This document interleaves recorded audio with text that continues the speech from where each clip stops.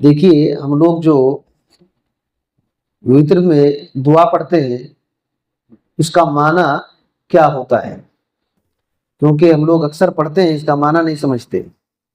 اگر معنی اس کی شرح سمجھ لیں گے تو بہت فائدہ ہوگا۔ اس کے تعلق سے علامہ محمد بن صالح عثیمین رحمۃ اللہ علیہ نے ایک رسالہ اس کی شرح میں لکھ دیا ہے، اسی سے ایک دو باتیں ہم لوگ سنتے ہیں۔ دیکھیے سنن ابی داؤد میں 1425 نمبر کی روایت ہے، اور یہ حدیث ابن ماجہ کے اندر بھی ہے 1170 پر 8 میں، ترمذی کے اندر بھی ہے، نسائی کے اندر بھی ہے، اور سبھوں نے کتاب الصلاۃ باب القنوت فی الوتر چیپٹر باندھا ہے۔ کتاب الصلاۃ باب القنوت فی الوتر، قنوت فی الوتر، یہ چیپٹر باندھا ہے، یعنی قنوت وتر کی دعا کے بارے میں۔ حضرت علی رضی اللہ تعالیٰ عنہ کے بیٹے حسن رضی اللہ تعالیٰ عنہ بیان کرتے ہیں کہ علمنی رسول اللہ صلی اللہ علیہ وسلم کلمات اقولہن فی الوتر، مجھ کو رسول اللہ صلی اللہ علیہ وسلم نے کچھ کلمات سکھائے۔ کیوں سکھائے؟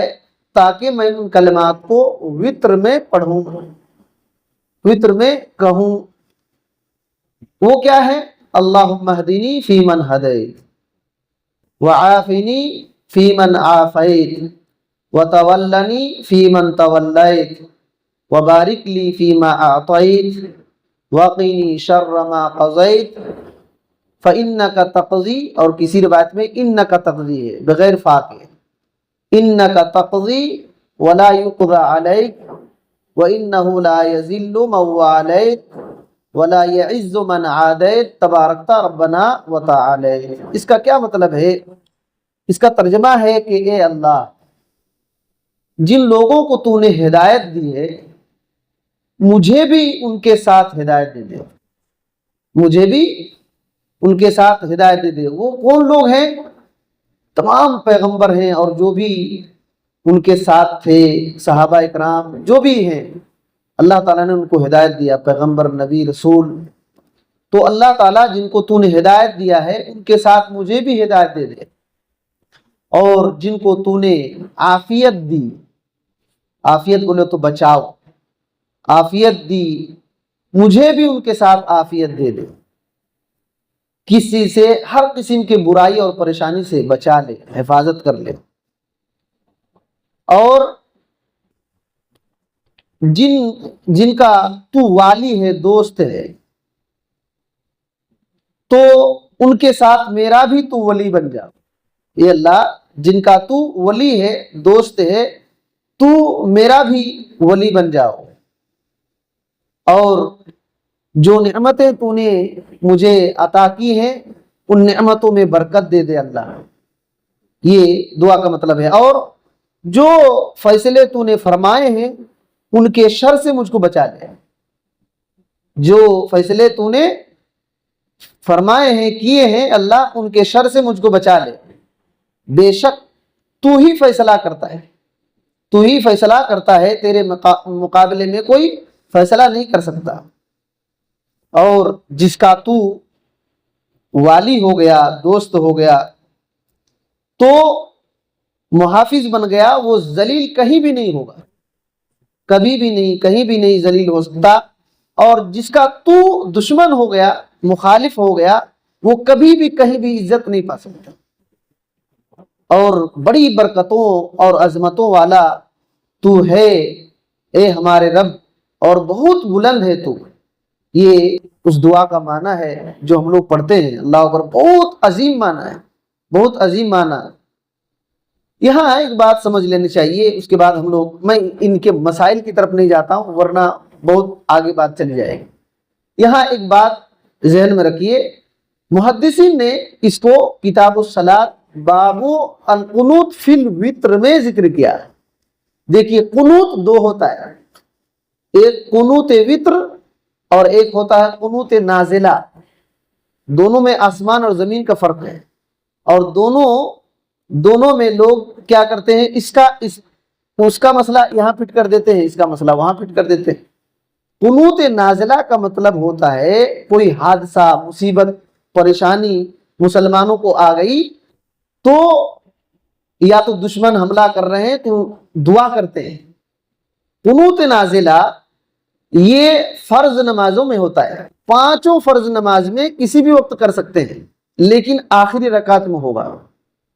فرض نمازوں میں ہوگا، آخری رکعت میں ہوگا، رکوع کے بعد ہوگا، امام ہاتھ اٹھا کر کے دعا کرے گا اور مقتدی آمین آمین کہیں گے، مقتدی آمین آمین کہیں گے، اور اس کے لیے دعا میں اختیار ہے، اس کے کلمات بھی الگ الگ ہو سکتے ہیں۔ یہ قنوت نازلہ ہے۔ قنوت وتر کیا ہے؟ یہ فرض میں نہیں، وتر کی نماز فرض نہیں ہے، وتر کی نماز فرض نہیں ہے۔ اور یہ کب ہوتا ہے؟ یہ رکوع سے پہلے ہوتا ہے، رکوع سے پہلے ہوتا ہے۔ تو اس کے مسائل الگ الگ ہیں، اس کے مسائل الگ الگ ہیں۔ بہت سارے لوگ قنوت نازلہ کو قنوت وتر میں فٹ کر دیے، صرف قنوت کی وجہ سے، لفظ قنوت کی وجہ سے، جبکہ دونوں الگ الگ عبادت ہے۔ بہرحال میں ادھر نہیں جانا چاہتا۔ دیکھیے اس الفاظ کی وضاحت دیکھیے کیا ہے۔ اللہم اہدنی، اللہم اہدنی، اے اللہ مجھ کو ہدایت دے ان کے ساتھ جن کو تو نے ہدایت دیا۔ علامہ ابن عثیمین رحمۃ اللہ علیہ کہتے ہیں اس کا مطلب یہ ہے کہ اے اللہ تعالی مجھ کو حق دکھا، اے اللہ مجھ کو حق دکھا، رہنمائی فرما حق کی، اور اس حق پر عمل کرنے کی توفیق بھی دے۔ دونوں بات ہم لوگ یہ دعا کر رہے ہیں، معمولی دعا نہیں۔ اے اللہ مجھ کو حق کی رہنمائی کر اور اس حق پر عمل کرنے کی توفیق بھی دے، عمل کرنے کی توفیق بھی دے۔ کہتے ہیں کہ جب یہ دونوں باتیں ہوں گی، حق کی رہنمائی اور اس پر عمل کرنے کی توفیق، تبھی وہ ہدایت جو ہے مکمل ہوگی اور وہ فائدہ دے گی، تبھی وہ ہدایت مکمل ہوگی اور فائدہ دے گی۔ حق کی رہنمائی ہو گئی، یہ معلوم ہو گیا کہ یہی حق ہے، اور اس کے ساتھ ساتھ عمل، دونوں چیز، تبھی وہ فائدہ دے گی۔ اگر ایک چیز ہے دونوں میں سے تو کوئی فائدہ نہیں۔ مان لیجئے معلوم ہو گیا کہ یہی حق ہے اور عمل نہیں ہے، کوئی فائدہ نہیں۔ اس کی مثال ابن عثیمین رحمۃ اللہ علیہ دیتے ہیں، سورہ حامیم السجدہ جس کو سورہ فصلت بھی کہتے ہیں، 40 پر 1 نمبر کی یہ سورہ ہے، اس کی آیت نمبر 17 میں اللہ تعالیٰ نے قوم سمود کے بارے میں کہا، وَأَمَّا ثَمُودُ فَهَدَيْنَاهُمْ، قوم سمود کو ہم نے ہدایت دیا، یعنی رہنمائی کر دیا، بتلا دیا، رہنمائی کر دیا، لیکن کیا کیے وہ؟ فَاسْتَحَبُّوا الْعَمَىٰ عَلَى الْهُدَىٰ، بتلانے کے باوجود بھی ان لوگوں نے ہدایت پر اندھے پن کو ترجیح دیا، اندھے پن کو پسند کیا۔ فَأَخَذَتْهُمْ صَاعِقَةُ الْعَذَابِ الْهُونِ، تو ذلیل کرنے والے عذاب نے ان کو پکڑ لیا۔ کیوں؟ بما کانوا یکسبون، جو وہ لوگ کر رہے تھے ان کی وجہ سے۔ اب اللہ تعالیٰ نے یہاں کیا کہا؟ ہم نے قوم سمود کو بتلا دیا، کیا کر کے؟ نبی کو بھیج کر کے، یہ توحید ہے، تم لوگ جو کر رہے وہ غلط ہے، بچ جاؤ، سب بتا دیا۔ ان لوگ دیکھ لیے، پیغمبروں کو دیکھے، نشانیوں کو دیکھے، سب کچھ دیکھنے کے باوجود بھی اندھے پن کو ترجیح دی، ہدایت پر عمل نہیں کی۔ تو ہدایت رہنمائی تو کر دیا لیکن عمل نہیں کیے، تو وہ لوگ، اللہ تعالیٰ نے کیا کہا؟ ذلیل کرنے والے عذاب نے پکڑ لیا، ذلیل کرنے والے عذاب نے پکڑ لیا۔ تو یہ بات ہے کہ یاد رکھیے، ہدایت مل گئی اور عمل کی توفیق ملی تو وہ فائدہ دینے والا ہدایت ہے، ورنہ نہیں ہوگا۔ اور یہ جو توفیق والی بات ہے، ہدایت، عمل کی توفیق، یہ صرف اللہ دے سکتا ہے، یہ صرف اللہ دے سکتا ہے۔ یہ اختیار پیغمبروں کو بھی نہیں ہے، یہ اختیار پیغمبروں کو بھی نہیں ہے۔ اللہ کے نبی صلی اللہ علیہ وسلم اپنے چچا ابو طالب کو آخری وقت میں کیا کہے؟ میرے کان میں کم سے کم لا الہ الا اللہ بولیے، میں آپ کے لیے حجت کروں گا۔ لیکن کہے نہیں، نہیں اپنے باپ دادا کے دین پر مر گئے، باپ دادا کے دین پر مر گئے۔ اختیار نبی کریم صلی اللہ علیہ وسلم کو ہوتا تو کلمہ پڑھا دیتے نا۔ امام ابن عثیمین رحمۃ اللہ علیہ کہتے ہیں کہ یہی تو بات ہے کہ آپ صلی اللہ علیہ وسلم کو ہدایت بالتوفیق کا اختیار نہیں تھا، کسی پیغمبر کو اختیار نہیں تھا، ہاں علم صحیح راستہ دکھانے کا اختیار تھا، اللہ تعالیٰ نے ان کو بھیجا تھا اسی وجہ سے صحیح راستہ دکھا دے، لیکن اس پر چلنے کی توفیق اللہ دے گا، چلنے کی توفیق اللہ دے گا۔ تو یہ بات ہے، ہاں اللہ تعالیٰ نے یہ حکم دیا، نبی کریم صلی اللہ علیہ وسلم کو یہ اجازت دی کہ آپ اپنے چچا کے لیے شفاعت کر سکتے ہیں خصوصی طور پر، لیکن مکمل عذاب سے نہیں نکال سکتے، جہنم میں جائیں گے، ہلکا عذاب یہ ہوگا کہ آگ کی جوتی پہنا کر کے دماغ کھولے گا، تو یہ ہے۔ تو ہم لوگ جو دعائے قنوت میں اللہم اہدنی کہتے ہیں، ابن عثیمین رحمۃ اللہ علیہ کہتے ہیں کہ پڑھنے والے کو یہ دماغ میں ہونا کہ ہم کو دونوں ہدایت دے، اللہ حق دکھا اور حق پر چلنے کی توفیق دے، حق پر چلنے کی توفیق دے، یہ حاضر دماغ ہونا چاہیے۔ اس کے بعد ہے وَعَافِنِي فِي مَنْ عَافَيْتَ، اے اللہ تعالیٰ مجھ کو عافیت دے ان کے ساتھ جن کو تو نے عافیت دیا ہے، عافیت بچا لے، حفاظت میں رکھے۔ کس بات سے؟ عافنی من امراض القلوب، دلوں کی بیماریوں سے، دلوں کی بیماریوں سے، وامراض الابدان، اور بدن کی بیماری سے۔ دو بیماری ہوتی ہے، ایک تو بدن کے ظاہری حصوں میں ہوتی ہے اور ایک دل کے اندر، ایک دل کے اندر بیماری۔ دل کے اندر بیماری کیا ہے؟ دل کی بیماری شہوات، خواہشات ہے۔ کسی کو شرمگاہ کی خواہشات لگ جاتی ہے، کسی کو پیٹ کی خواہشات لگتی، پیٹ کی خواہشات بولے تو حرام حلال کچھ بھی نہیں دیکھے گا، اور شرمگاہ کی خواہشات ایسے ہے کہ حرام عورتوں کو بھی وہ استعمال کر لے گا، حرام عورتوں کو بھی استعمال کر لے گا، تو یہ بات ہے۔ اور دل کی جو یہ ہے، دل کی بیماری میں سے شبہات، شہوات اور شبہات۔ شبہات بولے تو ڈاؤٹس ہے، یہ جہالت کی وجہ سے ہوتا ہے، علم نہ ہونے کی وجہ سے ہوتا ہے، ڈاؤٹس پیدا ہوتا ہے۔ علم یقین پیدا کرتا ہے، یاد رکھیں، علم یقین پیدا کرتا ہے اور جہالت شبہات میں ڈالتا ہے۔ یہ دونوں بہت ڈینجر ہے، یہ دونوں بہت ڈینجر ہے۔ یہ انسان کے دل کو بیمار کر دیتا ہے اور بدن کو بھی بیمار کرے گا، دل اور بدن دونوں کو بیمار کر دے گا۔ تو دونوں یہ بہت خطرناک ہیں، ان دونوں سے بچنے کے لیے ہم لوگ دعا کرتے ہیں، ہم لوگ دعا کرتے ہیں وَتَوَلَّنِي فِي مَن تَوَلَّيْتَ، اور ہمارے ولی بن جا، اے اللہ ہمارا ولی بن جا۔ دیکھیے ولایت دو طرح سے ہوتی ہے، ایک ولایت خاصہ اور ایک ولایت عامہ۔ خاص ولایت، خاص مومنوں کا اللہ ولی ہے، اور جب اللہ مومنوں کا ولی بن جاتا ہے تو اللہ تعالیٰ نے سورہ بقرہ میں 250 پر 7ویں آیت میں کہا کہ اللہ ولی الذین آمنوا یخرجہم من الظلمات الی النور، اللہ مومنوں کا ولی ہے، یہ نور سے نکالتا ہے، یہ اندھیروں سے نکالتا ہے، نور کی طرف لے جاتا ہے۔ اندھیرا کیا ہے؟ شرک ہے اور کفر ہے، بدعات خرافات ہے، گناہ ہے، اس دنیا سے نکال لیتا ہے اللہ تعالیٰ، اور نور پر لے جاتا ہے، اسلام ایمان عمل کی توفیق دیتا ہے۔ والذین کفروا، جو لوگ کافر ہیں، یہ طاغوت ان کے ولی، طاغوت شیطان ان کے ولی ہیں، یہ نور سے نکال کر کے اندھیرے میں لے جاتا ہے، یعنی کفر میں لے جاتا ہے، ایمان سے اطاعت سے نکال کر کے بدعت میں لے کر جائے گا، گناہ میں لے کر کے جائے گا۔ تو اللہ تعالیٰ مومنوں کا ولی ہے، اور اللہ تعالیٰ عام ولی ہے، سب کا ولی، سب کا ولی ہے، سب کا ولی ہے۔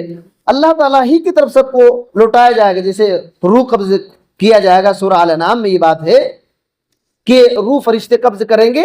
اس کے بعد ہے ثم ردوا الی اللہ مولاہم، پھر ان کو لوٹایا جائے گا اللہ کی طرف جو ان کا مولا ہے، جو سورہ الانعام کی آیت نمبر 26 میں یہ بات ہے، 16 اور 26 میں۔ تو یہ بات ہے کہ ہم لوگ جو دعا کرتے ہیں کہ اللہ ہمارا ولی بن جاؤ، تو یہ دماغ میں ہونا چاہیے، دماغ میں ہونا چاہیے، ہم کو ولایت خاص مل جائے کہ اللہ تعالی ہم کو اندھیروں سے نکال دے۔ اور ایک بات ہم لوگ سن کر کے پھر آگے انشاءاللہ بات آئے گی، وَبَارِكْ لِي فِي مَا آتَيْتَ، اللہ ہم کو جو کچھ بھی تو نے دیا ہے اس میں برکت دے۔ ہم کو اللہ تعالیٰ نے کیا دیا ہے، اس کی موٹی موٹی بات کیا ہے؟ اللہ نے مال دیا، اولاد دیا، علم دیا، یہی اس کا خلاصہ ہے۔ مال کئی شکل کی ہو سکتی ہے، تو برکت اس میں، برکت کہتے ہیں برکہ، برکت سے برکہ بھی آیا ہے۔ برکہ، برکہ کا مطلب ہے تالاب، تالاب میں تھوڑا پانی رہتا ہے نا، بہت پانی رہتا ہے، بہت پانی رہتا ہے، اسی کے جو برکت جہاں سے آیا ہے، جس روٹ ورڈ سے، اسی سے برکہ بھی آیا ہے۔ تو برکت کا مطلب بے انتہا خیر، جس کو گن نہیں سکتے، شمار نہیں کر سکتے، بہت زیادہ خیر۔ تو ہم اللہ تعالیٰ سے یہ دعا کرتے ہیں، اللہ جو کچھ تینوں دیا ہے اس میں خیر دے دے، خیر دے دے۔ جب مال میں خیر ہوگا تو اس کا صحیح استعمال ہوگا۔ ابن عثیمین رحمۃ اللہ علیہ کہتے ہیں بہت سارے ایسے مال ہیں لیکن وہ فقیر کی لسٹ میں ہیں، بہت سارے لوگ مالدار ہیں لیکن وہ فقیر کی لسٹ میں ہیں، کیونکہ وہ اپنے مال سے خود بخود فائدہ نہیں اٹھاتا ہے، فائدہ نہیں اٹھا پاتا، جمع کر کے رکھتا ہے، تو وہ فقیر کی طرح ہے، فقیر کی طرح ہے۔ اور کہتے ہیں بہت سارے لوگوں کے پاس اولاد تو ہے لیکن وہ اولاد ان کو فائدہ نہیں دیتے، نافرمانی کرتے ہیں، تو ان کی اولادوں میں برکت نہیں ہے، ان کی اولاد میں برکت نہیں۔ اور کہتے ہیں بہت سارے لوگوں کے پاس علم ہے لیکن وہ ایک ان پڑھ کے لسٹ میں ہے، ان پڑھ کے لسٹ میں۔ کیوں؟ کیونکہ وہ اپنے علم کا اثر عبادت میں نہیں ہے، اخلاق میں نہیں ہے، دوسرے کے ساتھ معاملہ کرنے میں نہیں ہے، وہ اپنے علم سے تکبر کرتے ہیں اللہ کے بندوں پر، اللہ کے بندوں کو حقیر سمجھتے ہیں۔ تو کہتے ہیں حالانکہ اللہ نے اس پر احسان کیا، علم دے کر احسان کیا، لیکن لوگ اس سے علم سے فائدہ نہیں اٹھاتے، اس کے علم سے فائدہ نہیں اٹھاتے، اس کی طرف توجہ نہیں دیتے، ان کے درسوں سے فائدہ نہیں اٹھاتے، ان کی کتابوں سے فائدہ نہیں اٹھاتے، اس کا علم صرف اسی تک محدود ہے، تو یہ اس کے علم میں برکت نہیں، اس کے علم میں برکت نہیں۔ حالانکہ برکت والی تمام چیزوں سے عظیم چیز علم ہے، عظیم چیز علم ہے، لیکن کتنا بد نصیب ہے کہ اس کے علم سے کوئی فائدہ نہیں اٹھا رہا ہے، کیونکہ اس کے علم میں برکت نہیں ہے۔ اسی وجہ سے اللہ تعالیٰ سے ہم لوگ یہی دعا کرتے ہیں اس دعا میں کہ اللہ ہم کو جو کچھ تو نے دیا اس میں برکت دے، یہ سب دماغ میں ہونا چاہیے، انشاءاللہ بات ہماری اور آئے گی۔ اللہ تعالیٰ سے دعا ہے کہ اللہ تعالیٰ ہمیں ان سب باتوں کو صحیح سے سمجھنے کی توفیق دے، اور اللہ تعالیٰ ہم کو ہر بلا مصیبت سے، فتنہ فساد سے بچا لے، آمین۔ السلام علیکم ورحمۃ اللہ وبرکاتہ۔